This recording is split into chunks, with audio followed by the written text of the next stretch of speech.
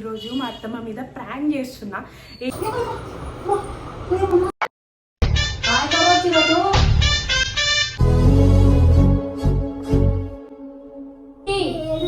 షేడి అక్క ఏడుస్తుంది.